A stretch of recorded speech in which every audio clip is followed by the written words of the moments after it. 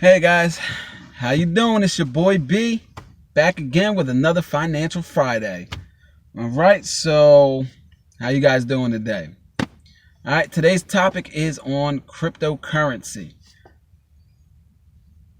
What's the big deal about it, right? Obviously, it's been around for a while. People know about it, but like I said, what's the big deal? All right, so with that, let's get started. Another Financial Friday.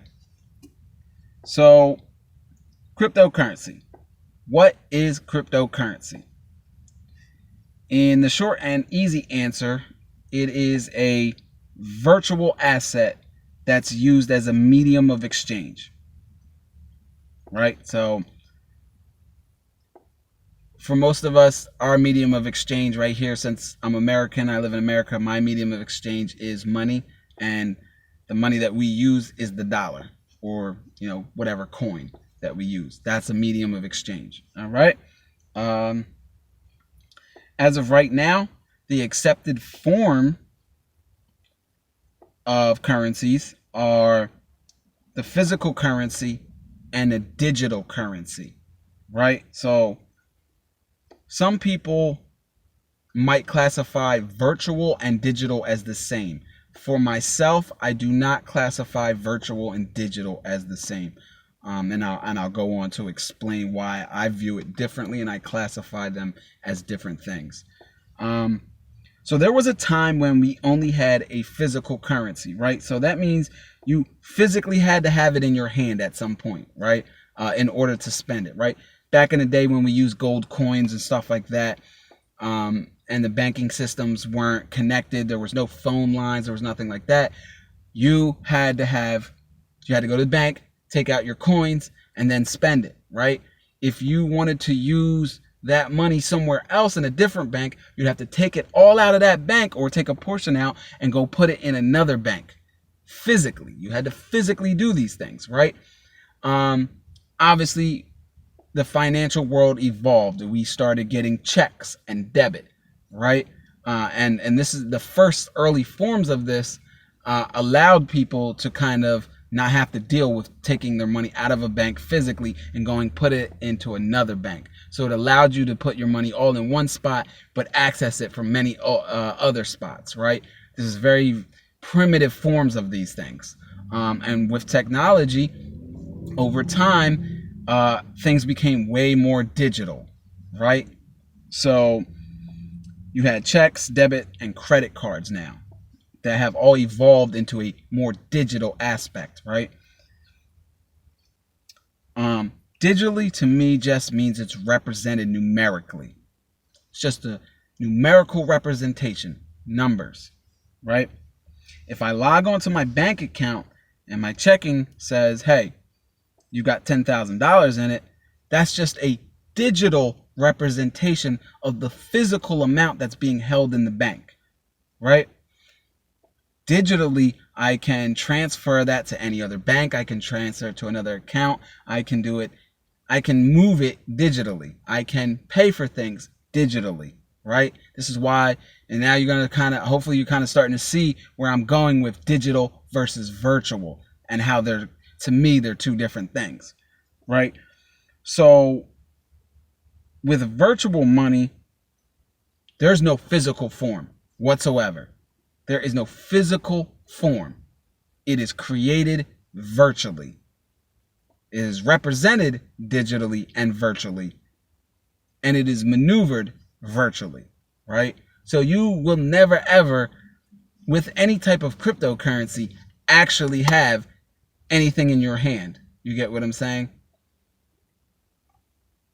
I can't take a Bitcoin, right? I can't hold a Bitcoin in my hand. I can't hold an Ethereum coin in my hand. I can't hold a Dogecoin in my hand, right? There's no physical representation for these things. Nothing is physical about anything that's virtual, right? So that's why I classify digital and virtual as two different things, right? Things can be represented digitally. You can move them digitally, but there could also be physical aspects to that, right? But if it's 100% virtual, there's no physical, nothing is physical about it, Okay, so I hope that you guys kind of understand that. I think I repeated myself a couple times there, but that's the point that I was trying to make. There's virtual, there's no physical, nothing physical about it. Okay, so the next question is, why is cryptocurrency such a big deal? Right? It's a big deal in a negative sense, and it's a big deal in a positive sense. But why? Right? So the big deal in a general sense right now is that it's not regulated in any way, which isn't good, right? We need some regulation on this stuff. And because of that, it's also not accepted as a form of payment, wide scale, yet. All right? Not yet. It's getting there. Okay? Slowly but surely, it's going to get to the point where it's accepted, right? And cryptocurrency is still in its infancy, and that's why, right? So, but what I believe, though, is that within Biden's presidency, cryptocurrency is going to enter into its toddler stage, right? That's where it's going to begin to crawl and learn how to walk, right? And I think that beyond that, in the next 5 to 10 years, we will see cryptocurrency take its first few baby steps to becoming regulated and widely accepted as a form of payment, right? Right now, with Biden pushing, this tax reformation, I think the first regulation, and this is fairly obvious, it makes sense that this would be the first regulation that they put on it, is taxes. That's the first thing that they're going to be like, hey, there's people out here making all types of money and they're not reporting their capital gains or losses on these cryptocurrencies trading and investing. Because they don't have to.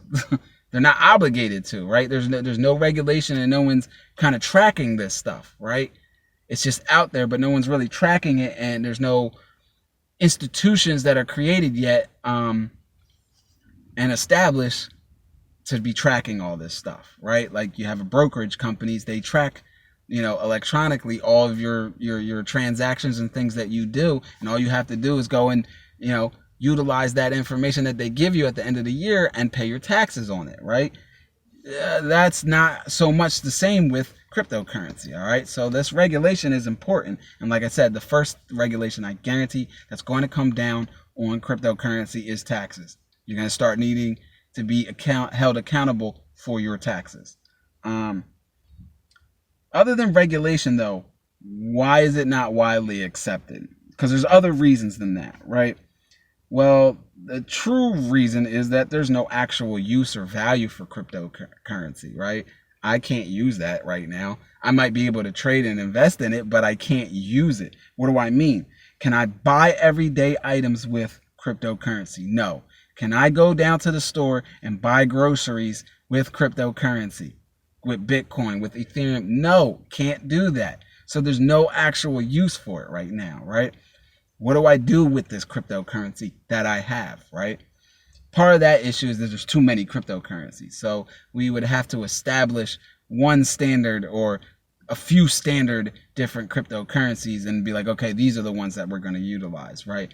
But that's going to come when you have large institutions. And when I mean large institutions, I'm talking about governments, municipalities, whole continents are saying, hey, look, we want to use this and just this one, and we're going to accept just this cryptocurrency or just these basket of cryptocurrencies, and we're going to put, value on them ourselves. All right, that's we're talking about. There's probably more cryptocurrencies right now than there are actual currencies in the world. You get what I'm saying? Already, and there's more being created and made because they're virtual. You just make them. You can just make them. Anybody that's smart enough can make their own cryptocurrency. All right. So when you have people trying to, there's massive amounts of different, they're just all over the place. We don't know which ones to pick yet. All right. So right now there's no other use other than trading and investing. It's the only thing you can really do with cryptocurrency as of right now. Now, if you know how to access the black market, I'm sure, you can definitely use, Bitcoin or something like that. One of these cryptocurrencies to, to pay for things on the black market. But obviously that's a market that's not regulated in any type of legal manner. So hey, do what you do with discretion, and just understand that there's a consequence for some things that you do in life. So that's where we're at right now. As of today, 2021, we are asking ourselves, what is the use of cryptocurrency? How can we use cryptocurrency? How do we regulate cryptocurrency? That's the big questions we're asking ourselves now. That's the question that these big institutions are digging into to try and figure out the answer to. They want to know, these questions. How do we use it? What do we use it for? How do we get use out of this cryptocurrency? Now, the first one that we came across so far is NFTs. That is the first actual use of cryptocurrency. Okay, so people are creating NFTs, right? And buying and selling them, and which is understandable because NFTs are virtual, right? Once again, another form of virtual asset, and we understand virtual means that there's nothing physical about it, right? I can't touch it. So it made sense that those two virtual things would find each other relatively quickly. And that's what happened. So, the virtual assets that are out there, people's pictures, painting, music, these things are all virtual. There's you can't touch it, right?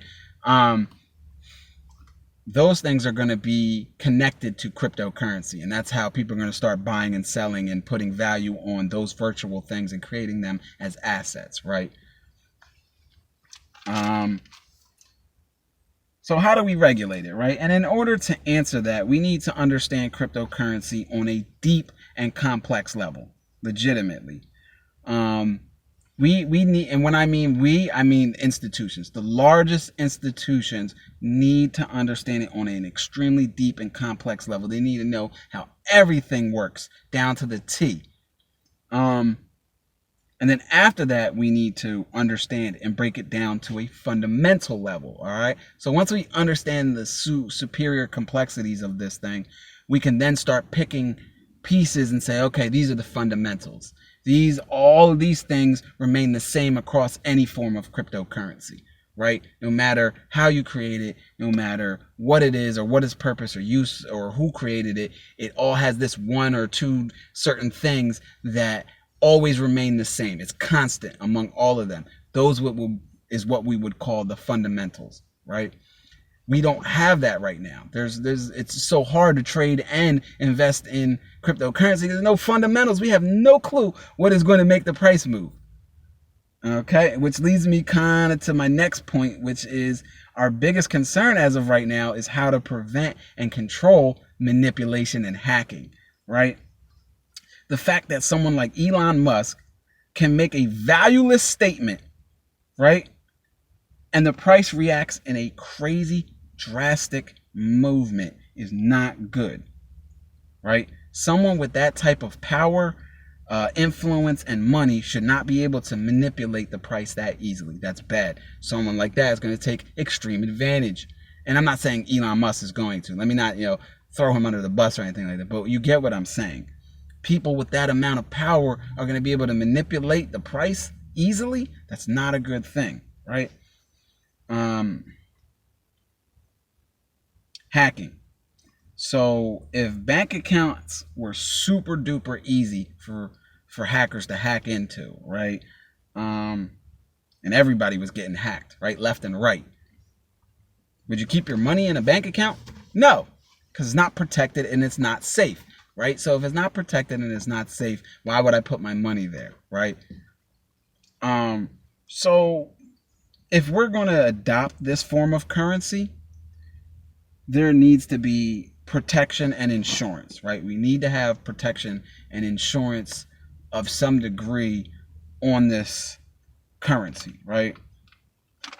So with that, I think I read somewhere, I heard it somewhere. I'm not sure. I'm not even going to be 100% sure. I heard it somewhere. It was on the news or I read it in an article or a YouTube video or something. South America has created their own virtual wallet. Matter of fact, multiple continents have created their own virtual wallet, including the United States.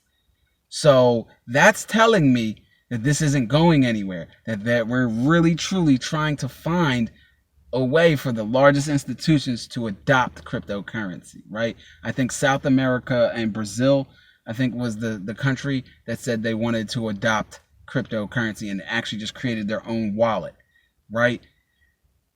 All of this is not only that, I think some big name billionaires actually were backing Brazil and South America on this idea and are invested in this, basically venture capitalists, which means they see value. They see some type of return on this.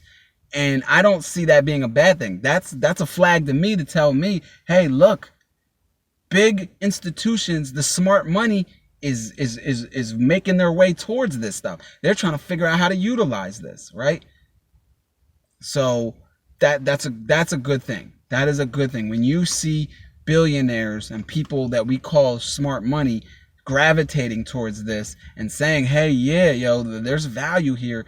We can use this. There's potential for this to have really good use. Once you have that, then yeah, that's a good thing. We want that. That's what I've been looking for, right? A lot of people are like, oh, get invested in this type of crypto. Get invested in this type of crypto. And I'm like, yeah, but what's the purpose? Where's the true value? Oh, well, it's 0.1 or something. You know what I mean? And I'm just like, okay, I see that. Yeah, if it goes up a lot, yeah, I could definitely make a lot of money on that. But what's moving the price? Where's the value? Where's the fundamentals? Nothing makes sense to me. You're just telling me to get into it because you got into it and someone else told you to get into it, right? And that's called a pyramid scheme. The person that gets into it first keeps getting pushed up by everybody else that goes underneath them, right? You tell 5 people to get in, and then they tell 5 people, and then they tell, you know what I mean? It just keeps going and going and going. So that's a pyramid scheme. You don't want to be really involved in that, right? So until there's true value on these cryptocurrencies and true usage, me personally, I don't see the value in cryptocurrency. I'm invested in 2 kinds, Bitcoin and Ethereum. Why? They're the highest priced.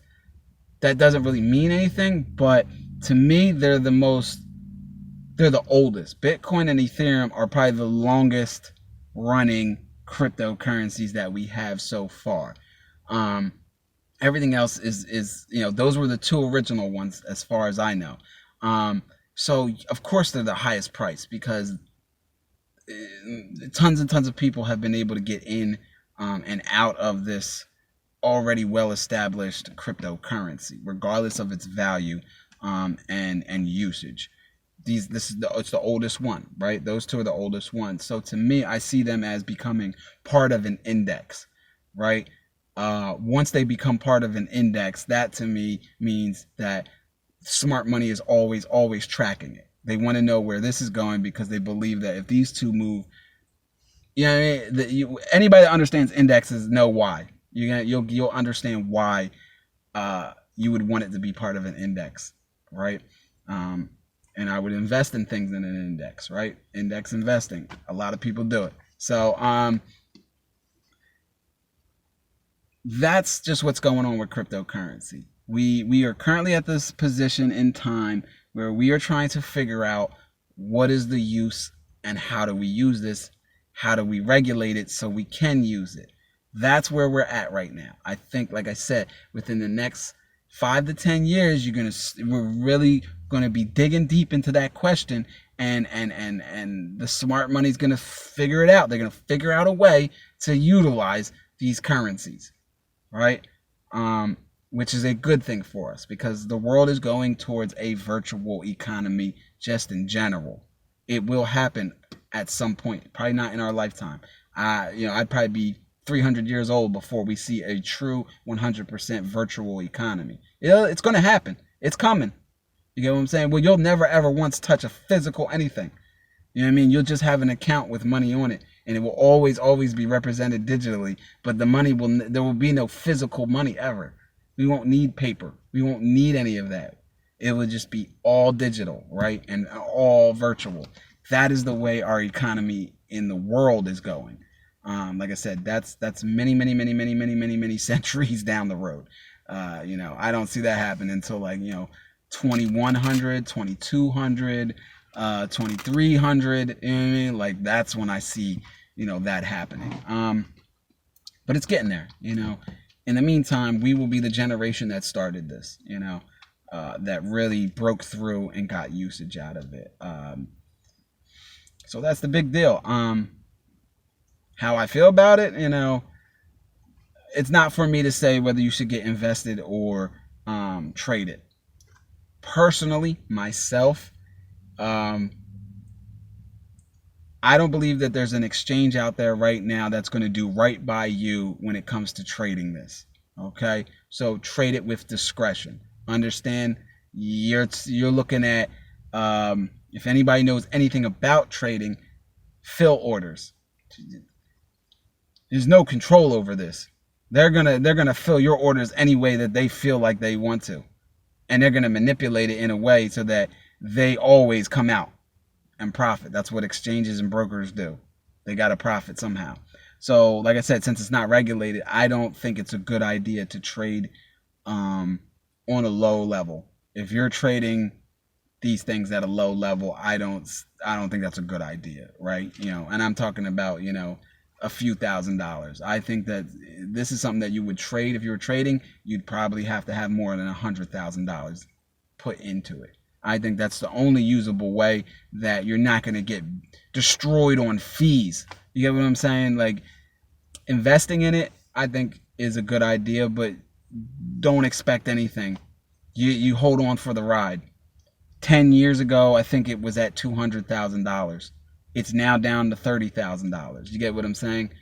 It is a drastic ride when it comes to some of these cryptocurrencies. Obviously, I was talking about Bitcoin, right? But there's many others, and their price fluctuations are drastic. I look at it all the time. So just be aware of these things. Just that's all I'm saying. Do your research on cryptocurrency before you get involved in this. These brokerages, I've looked at all these brokerages. I've read tons and tons of reviews. I've talked to tons and tons of people. Be careful dealing with this. It's not regulated yet, which means there's no insurance. Any loss you have, you're not going to be able to go to court and claim anything because it's there's nothing there. There's no laws and rules on this stuff, man. You're entering into a wild land. So only get into it if you really know what you're doing and you really understand the risk that comes with this. That's just my piece personally on whether you should trade or invest it. Okay, so like I can't be the person to determine that for you. You have to make that determination. All right. So for all of the people who view, like, and subscribe to my channel, I want to say thank you. Thank you from the bottom of my heart. Your contributions help me grow, and they're priceless. And thank you. I appreciate all of your contributions. With that, please hit the like and subscribe button along with the bell icon to be updated and notified when the new videos come out. All right. So with that, guys, that has been Financial Friday for today, and I will see you guys in the next video on next Friday. All right. Peace out, guys.